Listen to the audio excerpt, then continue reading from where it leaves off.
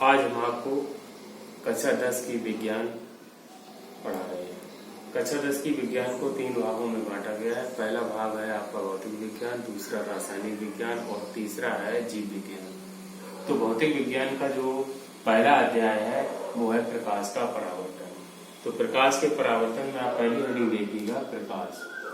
प्रकाश क्या होता है? जैसे प्रकाश जब किसी वस्तु पर पड़ता है और वहां से परावर्तित होकर हमारी आंख की रेटिना तक पहुंचता है, तब हमें वस्तुएं दिखाई देती हैं। तो हम ये कह सकते हैं कि प्रकाश एक ऊर्जा है और जो वस्तुओं को देखने में सहायक है। ठीक है, प्रकाश की क्या परिभाषा देंगे? प्रकाश एक ऊर्जा है जो वस्तुओं को देखने में सहायक है। अगली हेडिंग देखिएगा, प्रकाश का परावर्तन। प्रकाश का परावर्तन देखिएगा किस तरीके से, क्या मतलब है प्रकाश का परावर्तन। जैसे ये कोई सतह है और इस सतह को एक चिकनी सतह बनाने के लिए, स्मूथ सरफेस बनाने के लिए हम इस तरीके से कर देते हैं। अब इसका मतलब हो गया ये एक बहुत स्मूथ सरफेस है और इस पर ये प्रकाश की किरण आ रही है। जो प्रकाश की किरण इस पे आ रही है, इस किरण को बोलते हैं आपतित किरण। और जिस बिंदु पर आती है उस बिंदु को बोलते हैं आपतन कोण, आपतन बिंदु। आपतन बिंदु। आपतन बिंदु पर एक लंब बना देंगे इस सरफेस के लिए, और जो ये लंब बनाया है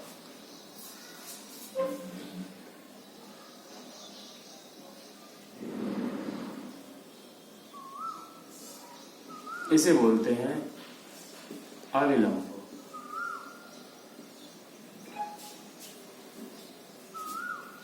जितना कोण ये अभिलंब के साथ आपतित किरण बना रही है, इस कोण को हम प्रदर्शित करते हैं आई से, और इस कोण का नाम है आपतन कोण। इतने ही कोण से ये प्रकाश की किरण जिस माध्यम से आई थी उसी माध्यम में वापस लौट जाती है। इस किरण को बोलते हैं परावर्तित किरण।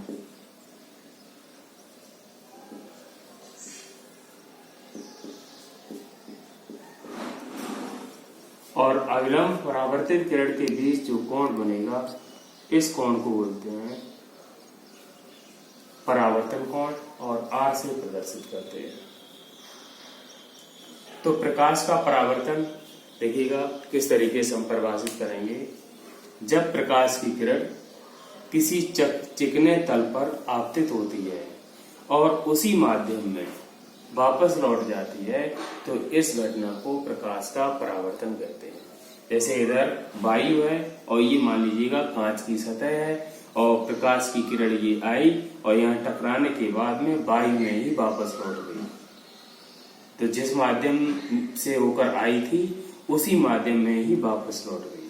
तो ये घटना हो गई प्रकाश का परावर्तन। एक बार फिर से परिभाषा देख लीजिएगा। जब प्रकाश की किरण किसी चिकने तल पर आपतित होती है और उसी माध्यम में वापस लौट जाती है, इस घटना को प्रकाश का परावर्तन कहते हैं। आगे देखिएगा परावर्तन के नियम।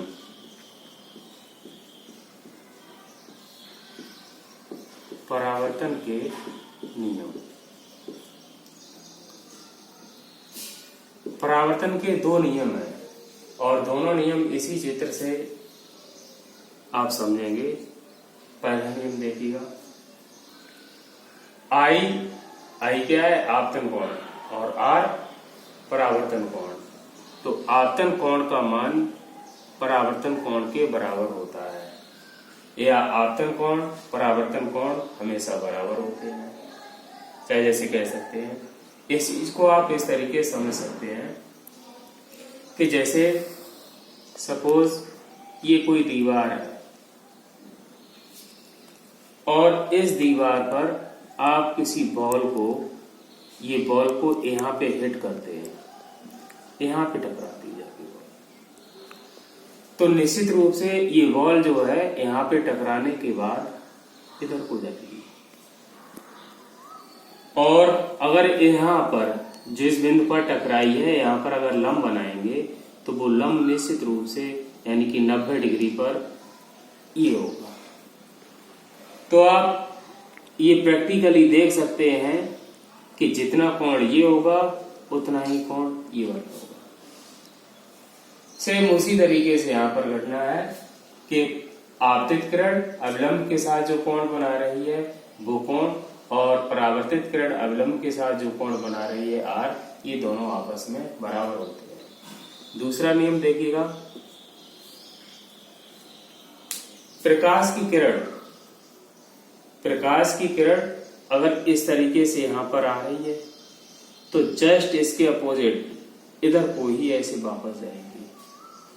ऐसा नहीं हो सकता है कि प्रकाश की किरण यहां पर आई ऐसे और उसके बाद में इधर को चली जाए, ये नहीं हो सकता है। यहाँ पर अगर चिकना सतह है, इसको हम इस तरीके से मान रहे हैं, तो ये चिकना सतह है, इस पे प्रकाश की किरण इधर आई और ये इधर को वापस चली गई। तो आपतित किरण परावर्तित किरण ये बोर्ड के तल में हो गई और ये अविलंब भी इसी के तल में है, बोर्ड के ही तल में है। तो हम क्या कह सकते हैं कि आपतित किरण, परावर्तित किरण तथा आपतन बिंदु पर अविलंब तीनों एक ही तल में होते हैं। ये दूसरा नियम है।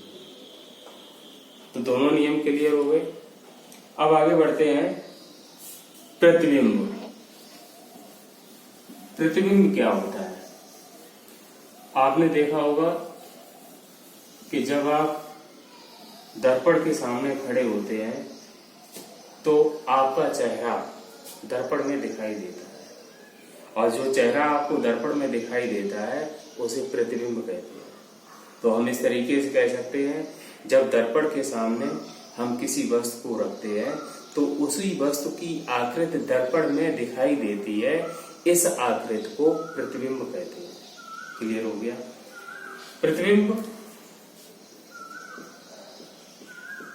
प्रतिबिंब आपने समझ लिया। अब प्रतिबिंब जो है वो दो तरीके के होते हैं। एक होता है वास्तविक प्रतिबिंब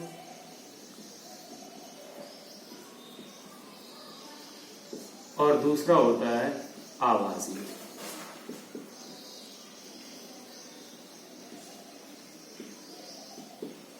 आभासी प्रतिबिंब समझ लीजिएगा क्या होता है। जैसे ये दर्पण है जिसमें आप चेहरा देखते हैं, अगर इसके सामने किसी वस्तु को हम रख देंगे, मान लीजिएगा हमने एक कैंडल रख दी, ये कैंडल रख दी, तो हमें दर्पण के अंदर इस वस्तु की आकृति दिखाई देगी।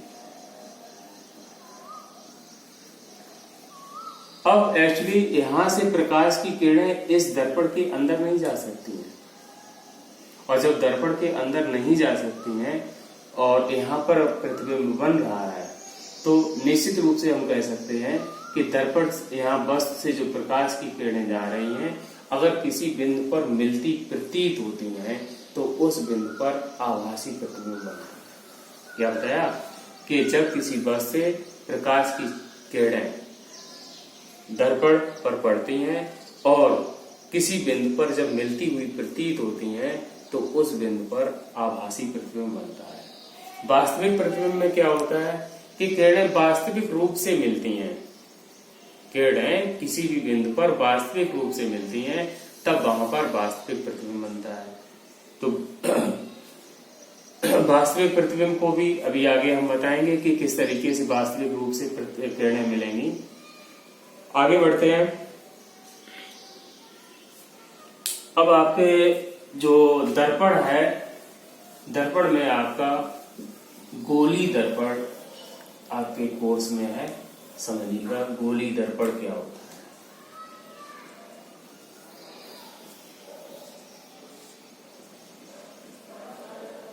गोलीय दर्पण। गोलीय दर्पण में क्या होता है कि जैसे एक ये खोखला गोला है, एक ये खोखला गोला है, और इस गोले को, खोखले गोले को एक भाग काट लिया, ये इधरों का भाग काट लिया। आप कैसे समझ सकते हैं, जैसे ये खोखला गोला है और इसका इतना भाग हम काट ले रहे हैं, तो जो काट ले रहे हैं तो वही वाला भाग हमने यहाँ पर इस तरीके से रख दिया, ऐसे। तो जो ये इधर को रखा है, अब आप ऐसे मान लीजिए चलिएगा, ये भाग हमें इतना दिखाई दे रहा है, ये वाली लाइन हमें दिखाई दे रही है। इधर से धसा हुआ भाग है और इधर से भाग उभरा हुआ है। जो ये धसा हुआ है इसे हम बोलते हैं, धसे हुए भाग को अवतल। ये अवतल पृष्ठ हो गया। और जो इधर वाला भाग है, इस भाग को हम बोलते हैं उत्तल। ये उत्तल पृष्ठ हो गया। तो जो गोलीय दर्पण होता है, इस आधार पे दो तरीके का होता है गोलीय दर्पण। एक उत्तल दर्पण होता है और एक अवतल दर्पण होता है। समझ लीजिएगा, उत्तल दर्पण क्या होगा, अवतल दर्पण क्या होगा। जैसे ये दर्पण बना दिया, ये एक गोले का भाग है। अगर पॉलिश जो है वो इधर वाले भाग पे कर दी हमने, किस भाग में पॉलिश कर दी, पॉलिश जो की जाती है वो चमकदार पॉलिश की जाती है। इसे हम ऐसे ही बोलते हैं कि सिल्वर की एक पॉलिश कर देते हैं या कोटिंग कर देते हैं। तो इधर पॉलिश करने के बाद ये सतह हो गई चमकदार। अब प्रकाश का परावर्तन होगा इधर से, और जिधर से प्रकाश का परावर्तन होगा वो यह दर्पण वही दर्पण बन जाता है।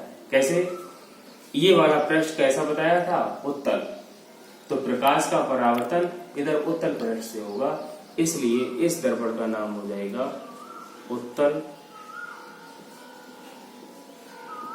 दर्पण। इसी तरीके से देखिएगा, यही है, यही भाग है गोलीय दर्पण का, और हमने पॉलिश कर दी इस साइड उभरे हुए, और उभरे हुए से क्या आशय है, उत्तल की तरफ पॉलिश कर दी, चमकदार पॉलिश। तो प्रकाश का परावर्तन होगा धसे हुए भाग से, यानी कि अवतल पृष्ठ से, और अवतल पृष्ठ से प्रकाश का परावर्तन होगा तो इस दर्पण को कहेंगे हम अवतल दर्पण। क्लियर हो गया। तो गोलीय दर्पण दो तरीके के होते हैं, एक उत्तल दर्पण और एक अवतल दर्पण। जब प्रकाश का परावर्तन उत्तल पृष्ठ से होता है तो वो उसे उत्तल दर्पण कहते हैं। जब प्रकाश का परावर्तन अवतल पृष्ठ से होता है तो उसे हम अवतल दर्पण कहते हैं। गोलीय दर्पण से संबंधित कुछ परिभाषाएं समझ लीजिएगा। गोलीय दर्पण से संबंधित कुछ परिभाषाएं जिनका आगे यूज होगा। पहली परिभाषा देखिएगा, वक्रता केंद्र। वक्रता केंद्र, इन सभी की आप अंग्रेजी और पढ़ते चलें और उसे याद करते चलें, क्योंकि इंग्लिश का ही आगे बहुत रोल होगा। और इन टेक्निकल वर्ड की जब आप इंग्लिश याद रखेंगे तो आपको कोई भी दिक्कत नहीं होगी आगे, क्योंकि आगे निश्चित रूप से आपको इंग्लिश में ही सब कुछ पढ़ना है।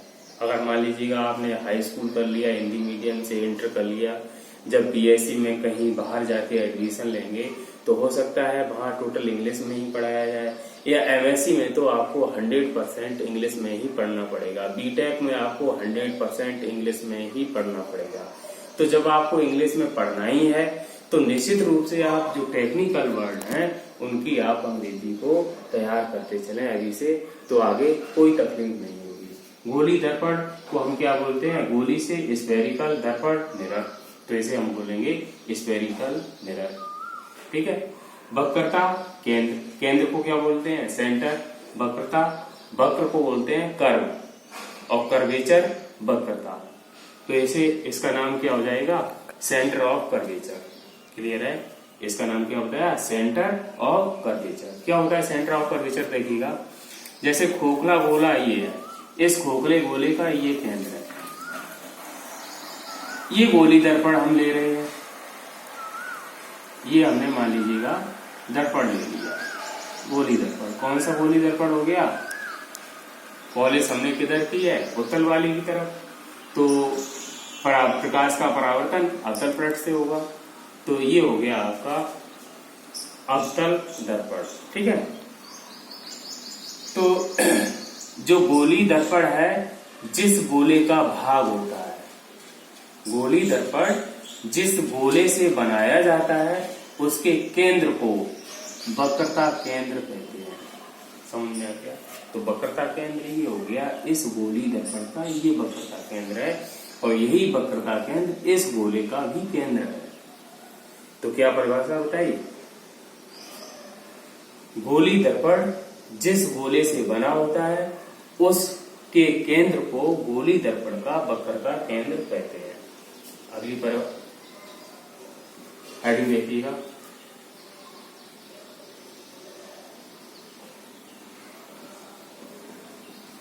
वक्रता त्रिज्या।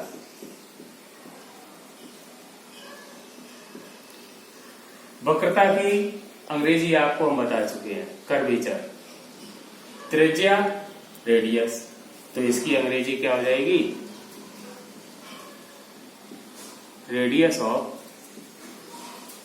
कर्वेचर। नोट्स में सभी की अंग्रेजी दे रखी है, उन्हें आप जरूर तैयार करें। रेडियस ऑफ कर्वेचर देखिएगा, गोली ये यहां से यहां तक, ये क्या हो गई, गोले की त्रिज्या, और ये जो गोले की त्रिज्या है इसी को हम बोलते हैं वक्रता त्रिज्या। तो हम ये कह सकते हैं कि गोली दर्पण जिस गोले से बना होता है उसकी त्रिज्या को, यानी कि गोले की त्रिज्या को दर्पण की वक्रता त्रिज्या कहते हैं। क्लियर है, अगला पॉइंट देखिएगा, ध्रुव। ध्रुव को इंग्लिश में बोलते हैं पोल। समझिएगा पोल क्या होता है, ये बिंदु जो है इसे हम पोल कहते हैं। यहां से यहां तक आप ऐसे समझ सकते हैं कि ये दर्पण इस तरीके से लिया है, इधर पॉलिश है और इधर से प्रकाश का परावर्तन, तो इसे बोलते हैं पूरा ये परावर्तक तल हो गया। और इस परावर्तक तल का जो सेंटर होगा, ये वाला सेंटर, इस सेंटर को ही हम बोलते हैं ध्रुव। तो क्या बताया कि परावर्तक तल, ये क्या है, पूरा परावर्तक तल, परावर्तक तल के केंद्र को ध्रुव कहते हैं। क्लियर हो गया, तो ध्रुव की भी परिभाषा हो गई। अगला पॉइंट देखिएगा,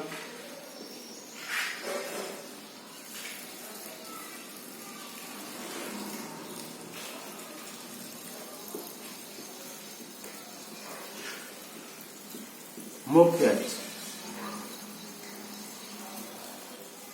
मुख्य अक्ष प्रिंसिपल एक्सिस, ये ध्रुव और ये वक्रता केंद्र, ध्रुव तथा वक्रता केंद्र से मिलाने वाली रेखा को वक्रता त्रिज्या, मुख्य अक्ष कहते हैं।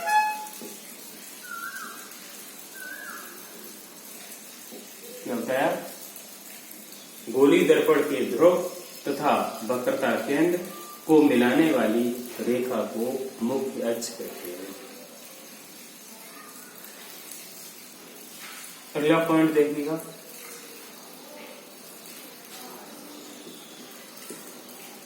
द्वारक। द्वारक से आशय होता है जो परावर्तक तल है उसका व्यास। जैसे अगर पॉलिश इधर से की तो प्रकाश इधर से परावर्तित होगा, और जिधर से प्रकाश परावर्तित हो रहा है उसका व्यास, यानी कि ये यहां से यहां तक, इस व्यास को हम बोलेंगे दर्पण का द्वारक। तो परिभाषा किस तरीके से लिखेंगे इसकी, कि गोली दर्पण के परावर्तक तल के व्यास को द्वारक कहते हैं। ये परिभाषाएं सभी क्लियर हो गई आपकी। नेक्स्ट पॉइंट देखिएगा, जितने भी अभी पॉइंट डिस्कस किए हैं उनमें सबसे इंपॉर्टेंट ये पॉइंट है।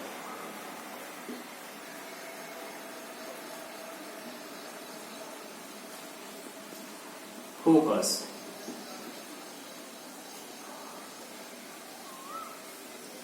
और इसे इस तरीके से कहें तो और भी अच्छा रहेगा, मुख्य फोकस। देखिएगा मुख्य फोकस क्या होता है। सबसे इंपॉर्टेंट पॉइंट ये है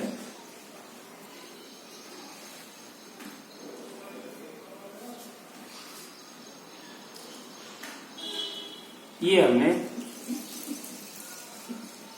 दर्पण बना दिया। कौन सा दर्पण हो गया? अवतल दर्पण। अगर पूरा गोला इस तरीके से बनाएंगे तो उसका केंद्र भी होगा निश्चित रूप से, ये केंद्र है। और केंद्र को ही बोलते हैं वक्रता केंद्र। यहां से प्रकाश की किरणें आ रही हैं, ये प्रकाश की किरण। इसी तरीके से ये प्रकाश की किरण। हमेशा एक पॉइंट ध्यान रखेंगे, मालूम भी होगा आपको कि गोले के केंद्र से गोले के पृष्ठ पर अगर आप मिला देंगे तो उस पृष्ठ पर जो लाइन बनेगी हमेशा लंबवत होती है। जैसे ये केंद्र से मिलाने वाली लाइन यहाँ पर बनाई है, तो यहाँ जो स्पर्श रेखा ये बनाएंगे ये 90 डिग्री होती है, 90 डिग्री की होती है। तो अगर हम केंद्र से ये लाइन मिला दें, जो इसका वक्रता केंद्र है, इस वक्रता केंद्र से हमने पॉइंट ये मिला दिया, तो ये क्या बन गया? लंब। और जब लंब बन गया तो ये कोण हो जाएगा आपतन कोण, और जितने कोण से ये प्रकाश की किरण आ रही है उतने ही कोण से ये वापस चली जाएगी। ठीक इसी तरीके से इस किरण का परावर्तन होगा। यहां से यहां तक आप अभिलंब बनाएंगे, जितने कोण से आ रही है उतने ही कोण से वापस जाएगी। तो वापस जाने के बाद ये किरणें यहाँ पर मिलेंगी। अब हम यहाँ पर देख रहे कि ये प्रकाश की किरणें वास्तविक रूप से मिल रही है यहाँ पर, तो यहाँ जो प्रतिबिंब बनेगा वो वास्तविक प्रतिबिंब बनेगा।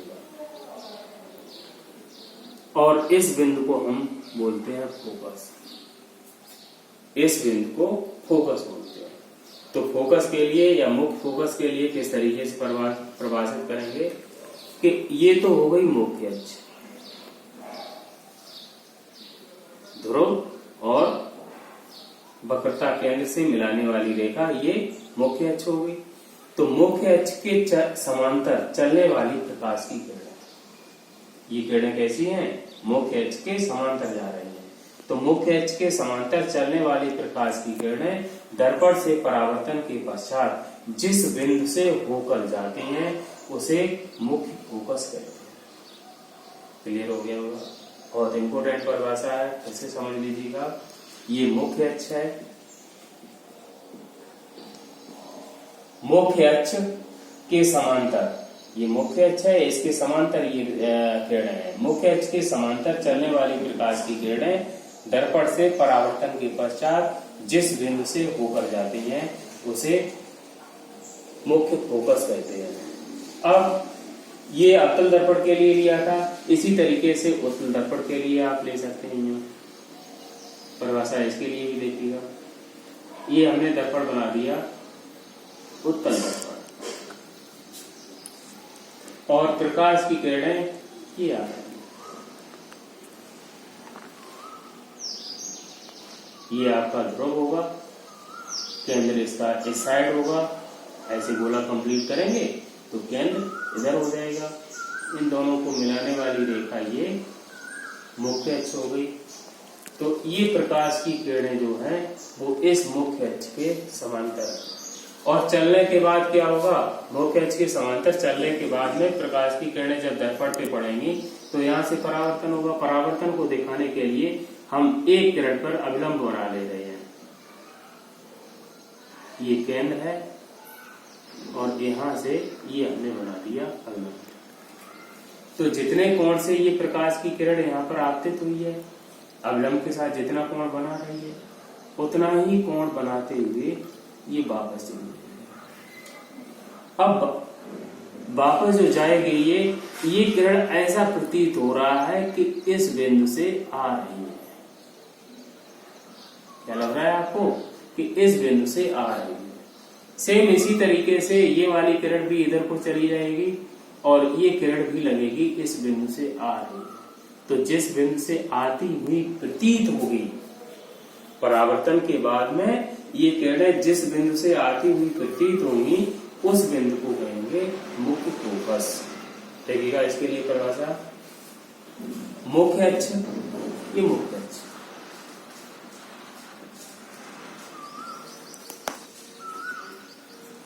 मुख्य अक्ष के समांतर चलने वाली प्रकाश की किरणें गोली दर्पण से परावर्तन के पश्चात जिस बिंदु से आती हुई प्रतीत होती है उसे मुख्य फोकस कहते हैं। तो ये परिभाषाएं आपने तैयार कर ली।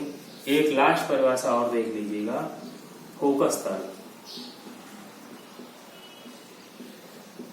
फोकस तल, फोकस तल से आशय ये होता है कि ये जो फोकस है, यहां से अगर कोई ऐसे प्लेन पास हो रहा है, कोई तल पास हो रहा है, तो इसे हम बोलेंगे फोकस तल। तो ये जो तल इस तरीके से है वो मुख्य अक्ष के लंबवत है और फोकस से होके जा रहा है। ये तल कैसा है, मुख्य अक्ष के लंबवत है और फोकस से होकर जा रहा है, इसलिए इसे हम बोलते हैं फोकस तल। तो फोकस तल की परिभाषा इस तरीके से हो जाएगी कि मुख्य अक्ष के लंबवत तथा फोकस से गुजरने वाले तल को फोकस तल कहते हैं। या ऐसे भी बोल देंगे कि फोकस से गुजरने वाले तथा मुख्य अक्ष के लंबवत तल को फोकस तल कहते हैं। आज के लिए इतना ही रखिएगा। ये आपके 3 पेज तक हमने एक्सप्लेन कर दिया है, 3 पेज तक, ठीक है। और इसके बाद का वीडियो जो डालेंगे उसमें अगले पेज होंगे, ठीक है।